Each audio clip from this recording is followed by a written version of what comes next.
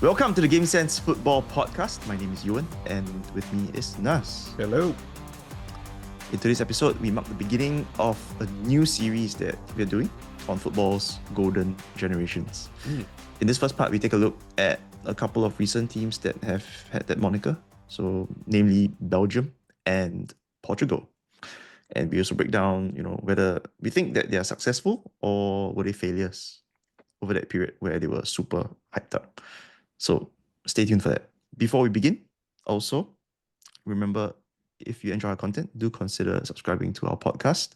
We greatly appreciate your support. And also check us out on Instagram at Game Sense Football.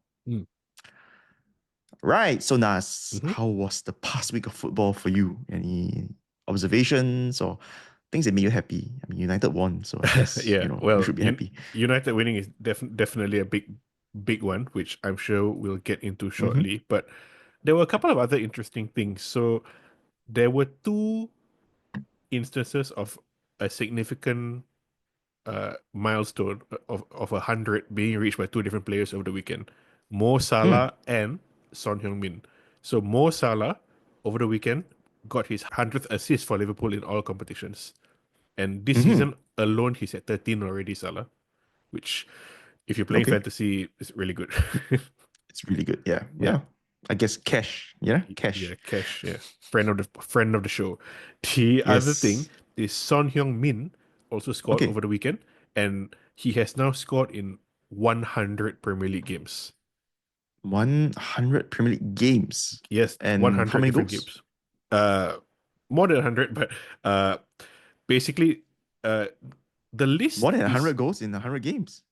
I mean, if you score in 100 games, you definitely score. Oh yeah, more than 100 goals. That's true. Yeah. No. Yeah. No, not total appearances. No. Yeah. Not more goals than appearances. Yeah. Yes. Okay. So, right. Whew. Sorry. yes.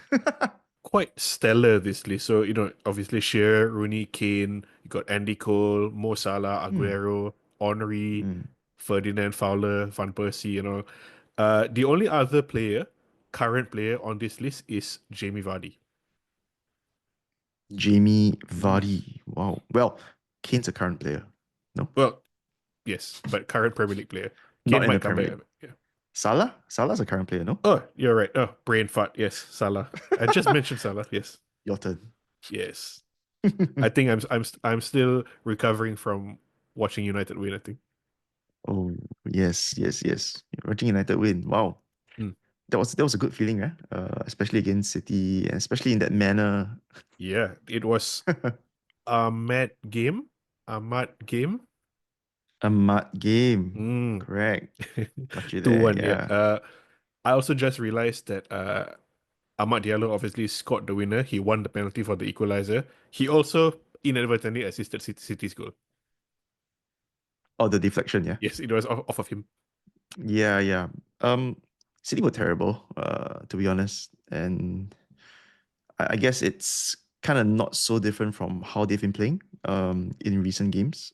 8 losses in the last 11 games. Yeah. Before that, they had 8 losses in the last 100 plus games or something. I'm not sure of the exact number. Yeah. We've talked about what's wrong with City, and I think even at that point, when we spoke about, lack of motivation, injuries, Rodri and all, obviously we're happy United won, but I don't think we realized how bad City were going to be. Watching them play, I said this a few weeks ago, the players look like they know that the team is going to get relegated from all those charges. I might be wrong. This is just speculation and me, what I think I'm seeing. But you watch, all of them can't even string simple passes together. Haaland barely had a touch. Phil Foden, reigning player of the year this season, looks worse than Anthony. Looking worse than Anthony is real bad, man. And KDB unable to really pass that well as well. A lot of long passes going astray. United didn't play well. Let's get that out of the way. But like you said, they still played better than City. City definitely didn't deserve to win. You could make the argument maybe United also didn't deserve to win, but in the end, United did show more endeavor, even though it took such a long time to get one shot on target. But City were just horrible. United more, especially in the second half, more adventurous. And I think, aside from Ahmad Diallo, the other notable player I think was Lisandro Martinez, who second half especially was quite advanced, Mm, and he played the assist for this for the winner, right? yeah, he was playing more of a deep playmaker kind of Mm, role actually. yeah. But speaking about United playing not so well, I think most of the not so well parts, Mm, um, happened in the attack. I mm, felt. In terms of overall game control, I think it was an improvement from Ten Hag's time at least. yeah. I do see progress. It's not perfect, but I do see progress, and I think it's something that uh, we can be positive about. It's that was the first time United won away against a traditional top six team since 2021 or something stupid like that. So definite progress. That's Yeah, but it's wow. also That's sad stat. wow. 2021. Ole's time. Yeah. Yes, that was against Spurs, and the goal scorers that day were Edinson Cavani and Cristiano Ronaldo. Wow. Who are those people? Whew. Two former Yeah. number sevens. I think we wanna to talk about the omission as well of Mm, Rashford and Garnacho from the City game. yes. Big decision by Ruben Amorim, and he also said, or rather, he tried to clarify that it was not because of disciplinary Mm, issues, which means probably um he feels that they're not good enough, or yeah. maybe he wants to send them Or a message, right? not good enough, or haven't applied themselves well enough. Well, Like, in training, yeah, yeah, like that's why he said, right? It's yep. very Jadon Sancho under Ten Hag sort of feeling. Mm. Neither of them have released an ill-advised message on social media yet, but both of them, this isn't the first time they've sort of had some off the field issue. Rashford in the past 2 years has had a number, and Garnacho recently, we also mentioned on the show how he didn't want to celebrate a goal because he was unhappy with the criticism from fans. He had an altercation with a fan outside the stadium one evening also. And we, during our Ruben Amorim preview, we both agreed that if there were any players who were going to find their position threatened, it would be both of these players. That's right. There is no clear position for Garnacho Mm, in this setup. For Rashford, uh, not so much in terms of his favorite position, but mm. could play striker. He Uh, could play striker. he could play striker. Yep. But I think at this point, there's a lot of rumors going on, right, about whether he will be transferred out or not. He's one of the highest paid players in the Premier League, and biggest game of the season so far doesn't even make the squad when he's fit. When he plays, he scored a couple of goals for United under Ruben Amorim, but he's not actually Hmm. played very well in those games, and he's not played well for a long time. And honestly, his whole United career, he's had 2 seasons that have been good at best. And everyone talks about how 2 years ago under Ten Hag he scored 30 goals. I went to look today. He, Rashford has never scored 20 goals in the league in his career. Mm. Even that season, there was 30 goals in all competitions, and in the league he's got 17. Yep. So that's not elite attacker sort of performances and output. Yet he's being paid, on par with Mo Salah.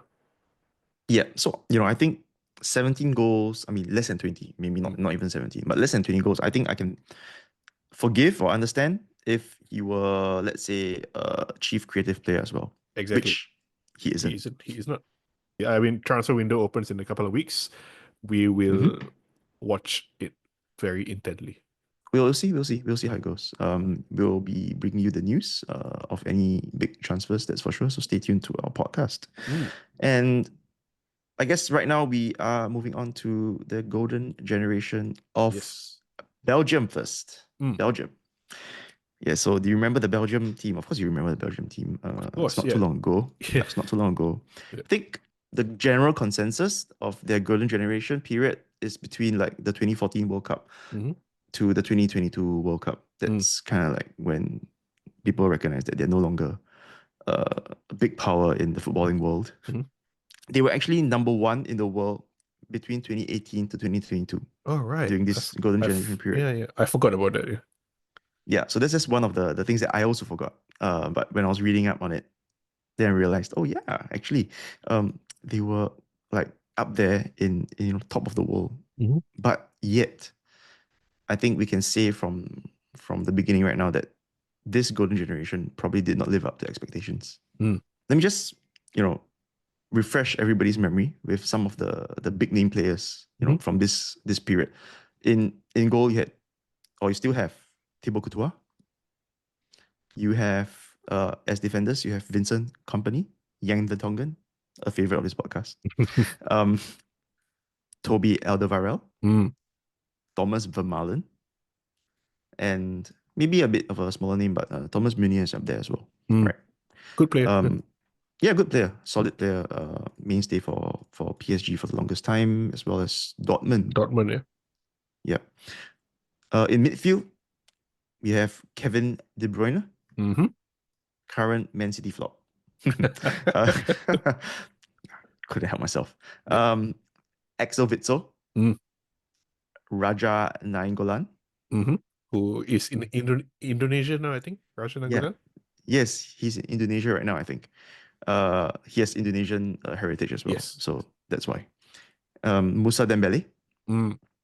Yes. And of course, every United fan's favorite, Of course. Marouane Fellaini. Of course. Yes. And in attack, Eden Hazard. Remember him? Mm. Ah. Lukaku, still Mm-hmm. around. Dries Mertens, Yannick Carrasco also, I Yeah. think, and off the bench they still had like Batshuayi, Mm-hmm. Origi. Origi. Yes, I was like gonna say, who's that Liverpool guy? Liverpool legend. Liverpool legend. Only scores in like big cup games. Yeah. Clutch player. Yeah. Yes, clutch player. Yeah. Yeah, so they have a lot of depth in terms of all these talent, Yeah. right? The Belgian team, but um, they don't seem to. I mean, they didn't seem to have done well, Mm. in a lot of these international competitions. So they started with this kind of this whole, like, the gathering of all these talents in the 2014 World Cup. That's when Mm. we first saw them with all this power on the world stage. Mark Wilmots was their manager at the time. Okay. Ah, okay. They reached the quarterfinals of that tournament, the 2014 World Cup, and he brought them to the Euros in 2016 as well. Mm-hmm. Quarterfinals, eliminated in a shocking defeat to Wales.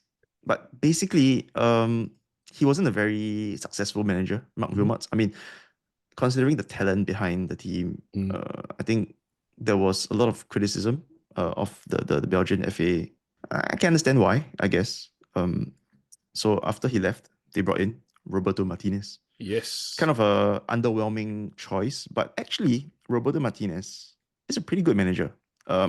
He did, I felt, quite well in terms of his tactical setup. So Mhm. he was using a kind of a modern three at the back formation Yes. quite often, which is what you see a lot these days. Like United now, for example. However, this didn't translate to good results Mm. in tournaments. 2018 World Cup, they finished third. That was the best ever finish Yep. in the international They tournament.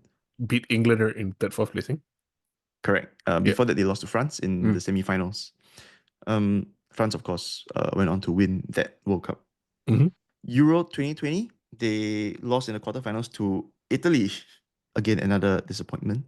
And in the 2022 World Cup, they were kind of eliminated in the group stage, which Were they? really, yes, it marked their decline. Really Ah, marked the decline of their golden generation. Yeah, definitely you can't say that they succeeded, right? So definitely, definitely. yeah. I remember when, so in the late, in about 2012, I think it was 2013, Mm-hmm. I was working in TV still, and one of the things I did, I think I mentioned before, but we used to do a weekly show called World of Football, or if Mm. you were watching in Southeast Asia where beer is not outlawed, it's called Chang World of Football. So Chang. we used to show highlights of various leagues which were not the big leagues, mainly due Okay. to rights issues. And one of the leagues Okay. was the Belgian league, okay? And Mm. this was when Lukaku was still at Anderlecht. Every week he youngster would there. just score a shitload of goals, right? Lukaku. Yep. And I remember turning to my producer, who does an Aberdeen podcast now and was recently nominated for Podcast of the Year, by the way. But anyway, Oh, so wow. yeah, uh, I turned to him and said, so this was in 2012, I think, or 2013, and I said, in the next 10 years, Belgium will finish top four in at the World Cup. And he Because said I of would Lukaku. not only because of Lukaku. So I prepared a sort of video package, and I Yep. highlighted how they had Lukaku, how they had Eden Hazard was at Lille at the time. Uh, we had a few other players like Vincent Kompany again was also at Anderlecht. I think he had just And the moved to like. Hamburg, Yep. and basically just to highlight some of the really good young players. And this is, I'm not saying I divined this, but I thought it was pretty obvious how they had a lot of good wonder kids. And uh, actually, that reminded me, I haven't collected that money from him because, like you said, Belgium did finish third at the World Cup. Aha. Yeah, yeah, Yep. Go get it from him. yeah. So I think you're right. Definitely disappointing. You look at the team that you mentioned just now, the players that you mentioned just now. So much. It is not like say 2000s Brazil where it's a lot of good attackers and no good midfielders and defenders. It's Mm. the only position really lacking was left back. They had somebody Yeah. everywhere else, and you can easily make a great team there. When Martinez came in, like you said, he rejigged the team a bit. He played 3-5-2, 3-4-3 sort of thing with Yannick Carrasco as a left wing back.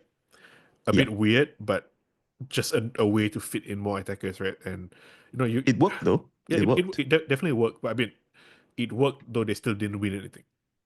Yeah. Yeah. So I mean they had this thing about choking Yeah. in the big tournaments.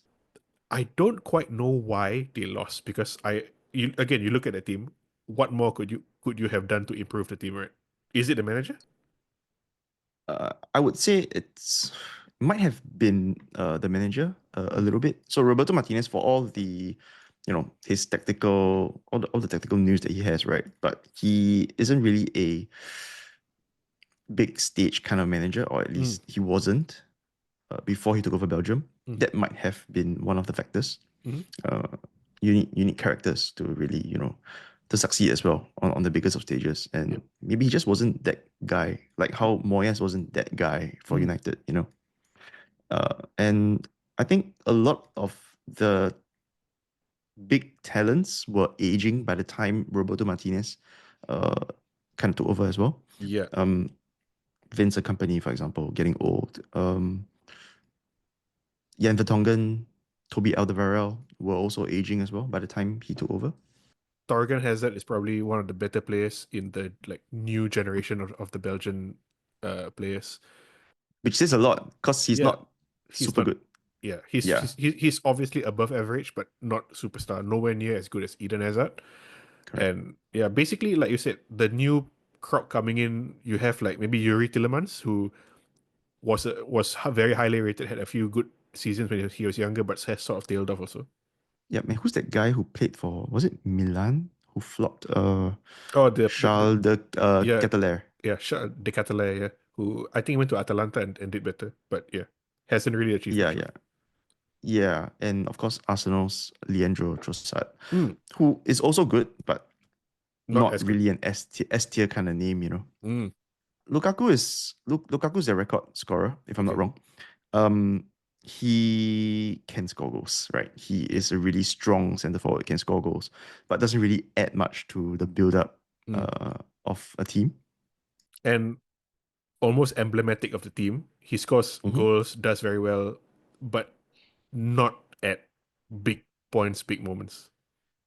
Yeah, yeah. Mm. Like we were saying, they tend to choke Mm. in the big tournaments, and he's one of the guys who chokes Yeah. at the big tournaments. I guess definitely like a waste for Belgium. Their Hmm. golden generation has passed, and they don't really look nearly as good as they did like 10 years ago, 6, 8 years ago. Yep. And I don't see them getting back to rank number one in the world. I don't see them winning a competition anytime soon. They probably wouldn't be winning anything anytime soon. Mm. Their manager now, so Tedesco, right? Domenico Yes, Tedesco. yes. Yep. So I think we can conclude that this is a golden generation that was kind of wasted. Mm. I guess right now we can take a bit of a break and we'll come back with some of our winners and losers for this week. And also, of course, the Portuguese golden generation. Mm. Stay tuned. Okay, welcome back. And now on to our winners and losers for this week. Nas, who do you have as a winner or loser or both? So let's start positive. My Uh-huh. winner this week is actually the entire club of Mainz in Germany in the Bundesliga. They Ah, beat Bayern Munich over the weekend. Vincent Kompany, who we did just speak about in the first mm-hmm. part. We were a bit unsure how Vincent Kompany would do as manager of Bayern. Obviously, he got relegated with in the Premier League with Burnley, Burnley. right? And then Yeah, immediately gets appointed Bayern Munich manager. Has had a good strange. start, but Bayern are easily the best, has the best squad in the Bundesliga, so you could argue not that difficult to have a good start. But anyway, first Mm. loss to Mainz. But look from the Mainz perspective, they beat Bayern 2-1 over the weekend. Lee Jae-sung, Korean player, became the first Asian player in Bundesliga history to score twice against Bayern in the same game. What? Yeah, first Asian player to score twice against Bayern in the same game. Okay, okay. Interestingly, also, Mainz have won 4 of their last 5 home games against Bayern Munich. Mines have won four of the last five home games Yeah, against against Bayern. Wow. against Bayern. Yeah, so Wow. very good records. Weirdly against Bayern, even in seasons where they're struggling. Let's stay on the positive note. Yes. Uh, my winner for this week Hmm. would be Jadon Sancho. Jadon Sancho. Okay, what did he do? Doing really well Hmm? for Chelsea. Hmm. I think he scored a goal as well Okay. uh, against who they play? Spurs? I can't remember. No, no, not Spurs. Spurs beat somebody 5-0. Chelsea beat Uh, Brentford, okay. was it? I can't remember who. I think he scored against Spurs the week before the Brentford Oh, game. okay, okay. Yeah, the one where that high scoring Right, game right, okay. or something. Yeah. He's doing quite well in Chelsea right now. He has like I Hmm. think at least like three assists I think this season already, and he's been injured or out of the team at least for the starting part of the season. So Okay. um these 3 assists actually has already matched the whole season tally uh for the last 2 seasons Hmm. in United. Okay. Yeah. Yeah. And he seems to be a critical part of the squad. He's doing uh, quite well on the left side of the Hmm. Chelsea team, doing his usual dribbly stuff. Hmm. The guy, I mean, plays very well in close quarters, and I think that's something that Chelsea kind of play. They play it quite tight. Hmm. They don't leave him running too much because Yeah. he's not very fast. Yep. Who's your loser of the weekend of the week?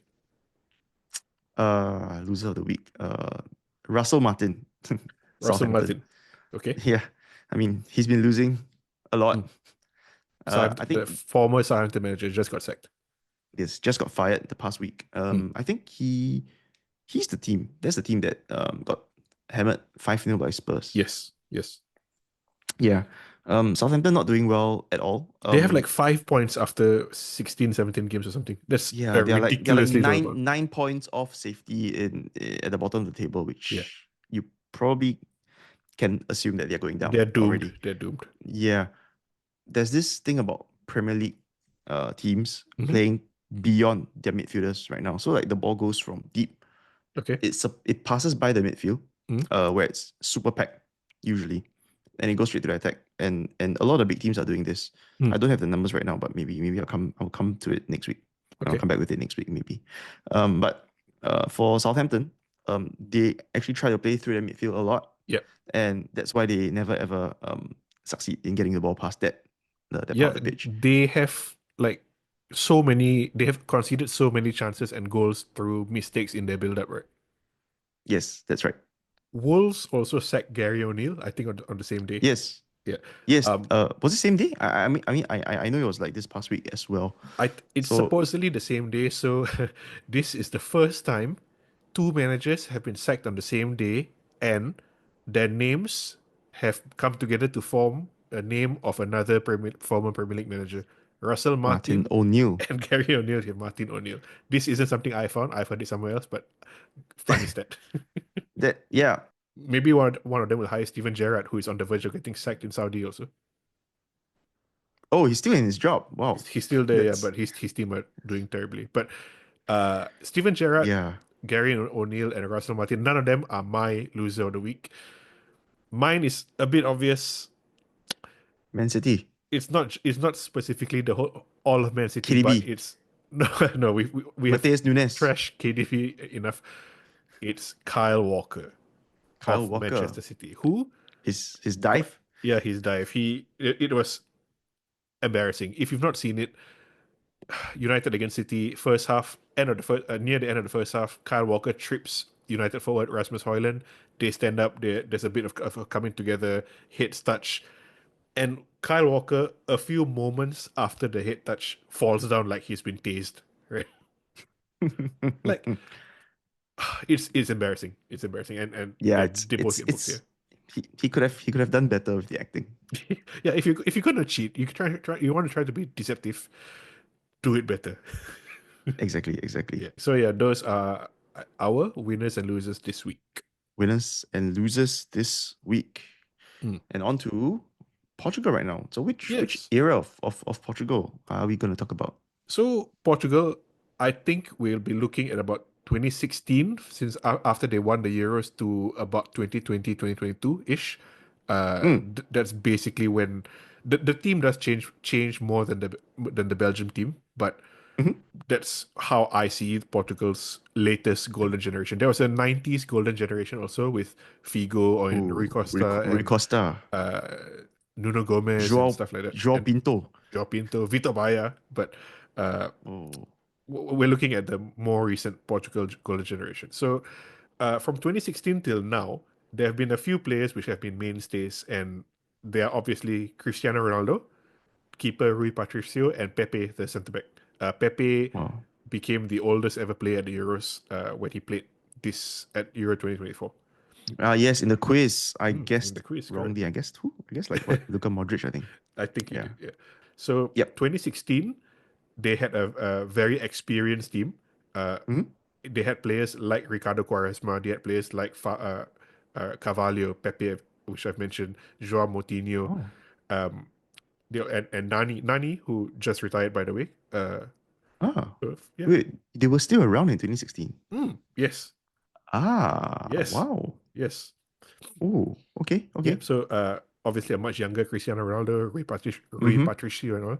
So 2016 they won the Euros. Not playing particularly well, if you remember. In 2018, at the World Cup, immediately after the Euros, they got knocked out in the round of 16 by Uruguay. Edison Cavani scores two, I think. Ah. So that tournament, they start introducing a few younger players: Bernardo Mm-hmm. Silva, Ruben Diaz, Bruno Fernandes. 2019, they actually win the Nations 2018. League, but who really cares about the Nations League? So, Not many. 20 yeah, 2020, a few other players start getting integrated into the squad. Joao Felix, Diego Dallo, Joao Palhinha, Diego Jota, Ruben Neves start coming to the squad. Ah. João Cancelo actually has played very few international tournaments. So in 2018, he played in the qualifying. He was part of the preliminary squad and was cut at the last minute. In 2020, uh, last minute again, he had to be dropped because he got COVID. Oh, that's really unlucky. But I Yeah. think before that, it was a lot of attitude issues, Yes. Yeah. if I'm João not wrong. Cancelo is not the easiest person to handle. So in 2020, at the Euros, they were actually in the group of death with Group of death. France and Germany. So they finished third but go through because of the new format. And Finished that again. yeah, and they're eliminated in the round of 16 again by Belgium, who we mentioned earlier. Belgium. Yeah, Belgium. Belgium. Okay. Next one, 2022, we see more players. We have Rafa Leao, Hmm? we have Vitinha, Matias Nunes, who we Hmm. did mention earlier, Gonzalo Ramos, uh, Diogo Costa, the Porto keeper, becomes first choice. Rui Patricio is still in the squad, but Diogo Costa becomes first choice keeper. So this Hmm. is the tournament where they drop Ronaldo for one game. Ramos comes in and scores a hat trick against Gonzalo Ramos. yeah. But then they lose in the quarterfinals to Morocco. Oh, Yeah. So and by now, a lot of the play like Pepe and Ronaldo and Rui Patricio, like I said, are still there. They obviously getting on, right? And 2024 at the Euros, they topped the group, but in the two knockout games after that, 0-0 against Slovakia, they win on penalties. 0-0 against France, they lose in the quarterfinals. So since 2016, the best they've got is the quarterfinals, and losing to Belgium in 2020 and losing and not even scoring a goal in the knockout stage in 2024, a bit disappointing. When we did our Euro 2024 preview, we said that hmm Portugal going forward could be the only team that could match France, if you remember, and England. yeah. Well, that didn't happen, did it? That didn't happen at all. Rafael Leao was slated to perform Yeah. really well. Rafael had All he more performed was like dive. dives. Yeah, speaking of Kyle Walker, but Rafael had more bookings for simulation than goals. At Euro 2024, Ronaldo had 23 shots, I think, and didn't score. This kind of running theme with Ronaldo these days, right? So they changed managers after the 2022 World Cup. They go from Fernando Santos, who was really, really, really defensive and rigid and pragmatic. Old school fella, right? Yeah, very old school. He Yeah. long time manager of Portugal. Obviously, he won the Euros, but playing a very Mm. defensive style of football. Basically, he had a very rigid backline and midfield, even with the creative players at his disposal. Ronaldo in front, just give the ball to Ronaldo, see what happens. They go from Fernando Santos to Roberto Martinez, Roberto former Martinez. Belgium manager. We did speak about Martinez earlier. Uh, Yep. and so for Belgium and for Portugal, we've seen that Roberto Martinez is really good at crafting and attacking unit. Maybe not so hmm good thinking about how his team lines up and forms up Yep. defensively. But Yep. like Belgium, Portugal have a lot of good attackers. Right. He you plays like a 4-3-3 or 4-2-3-1. Basically, it's uh João Palhinha and Vitinha as two of the midfielders. hmm Then you have Bruno Fernandes and Bernardo Silva as well. Then you have Mm. a striker, which could be Ronaldo, could be Gonzalo Ramos, could be Adrian Silva, could be uh, Conceição, João Felix, and then you have Rafael. Yep. Um, again, on paper, amazing. But if we're talking about how Portugal are really good going forward, like I said earlier, they had two knockout games and scored 0 goals. Both 0 goals in two 120-minute games. Was Ronaldo playing? Yes, yes. Yeah. So, the problem might not really be Martinez Mm, specifically, but I exactly. mean, I think we all know that Portugal have a very big Ronaldo problem. Mm, He's just that guy that nobody wants to be the guy who drops Cristiano Ronaldo exactly. permanently at least. It's a political thing, and I think we did Yep. mention this as well. Like Roberto Martinez doesn't have the not influence, but and I'm not going to say he doesn't have the balls to do it, but he doesn't have the almost the authority, even though he's the manager, to drop Mm. to drop Ronaldo. It has to be like a Yeah. Jose Mourinho that can drop Ronaldo.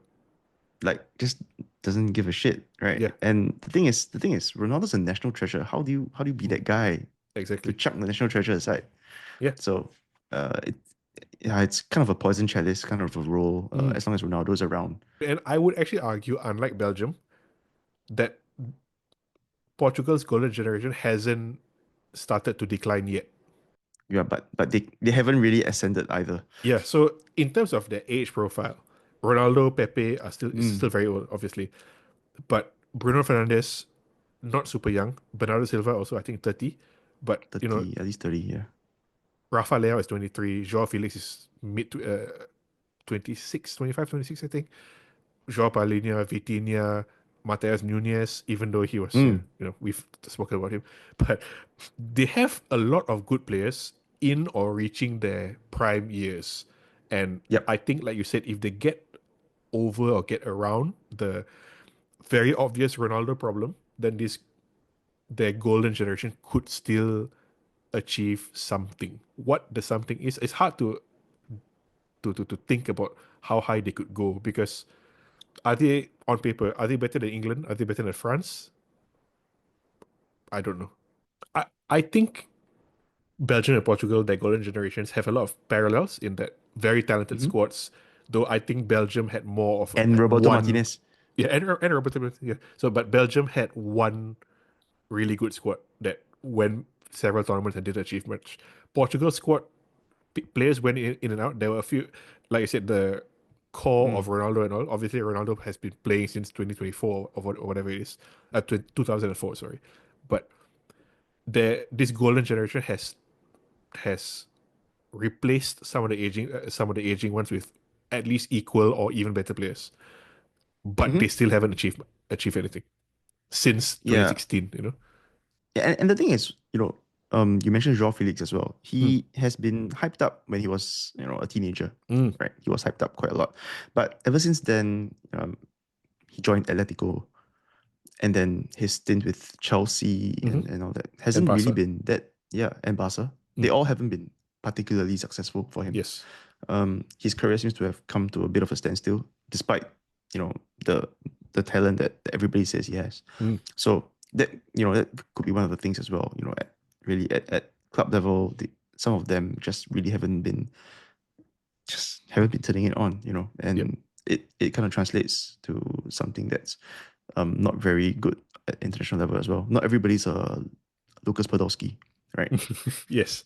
Lucas Podolski, who scored more goals for Germany than he did in the Bundesliga. Insane. Ah, Yeah. insane. Is Roberto Martinez going to be the manager that goes down as failing with two golden generations? Wasting all the golden years of all these teams. I think it's a good chance. Yeah. This has suddenly become a Roberto Martinez podcast. Yeah, I didn't see that coming. I forgot that he took Belgium. So obviously, when we were preparing for this episode, Ewan took Belgium and I took Portugal. We didn't look at each other's notes, and when you started speaking about Martinez, it's like, all right. Don't worry, I also forgot that he's taking Portugal. Mm. So yeah, this is the Roberto Martinez podcast. Welcome everyone. Yeah. I think we can still have time to see whether they can elevate themselves Mm. beyond what they've achieved so far. They've got youth on their side, so I think that's not so bad. Belgium, on the other hand, Mm. I think it's kind of the end of this golden era for them. Yeah, and Uh, like people say football comes in cycles, but Belgium cycle definitely has ended, and the next cycle doesn't look nearly as good. Portugal's, you could argue maybe they have this cycle isn't over, even if mhm. Ronaldo is still there. So there's still some potential. Still some potential, yes. Okay, so what do you think about these, golden generation teams? Do you agree with what we said about them? Do you think they maybe succeeded a little bit more than we are giving them credit for? Maybe, Mm. maybe. But there are many golden generations, and this is just the first part of probably a series that we'll have Hmm. on all these big, hyped up teams during certain generations. So do stay tuned to our podcast for more of these teams in the weeks or months to come, even. Yep. And Yep. suggest some golden generations if you have some in mind. Yep. So if you do like what we spoke about today, do give us a thumbs up, a like, or something, whatever thing. 5 stars. And 5 stars, yes. Mm. Give us a comment wherever. Tell us good job. We would love to hear that. And drop us an email if you wish at gamesensefootball@gmail.com. And of course, there's Instagram, gamesensefootball. So I guess we can expect year end kind of a quiz in the episodes to come. Hmm. We do not know when yet, but it's coming to the end of the year, so it will be Yes. soon. Right. So do stay tuned, and until next time, see ya. See you guys. Wonder what Roberto Martinez is doing now. Looking at which next golden generation to take charge of.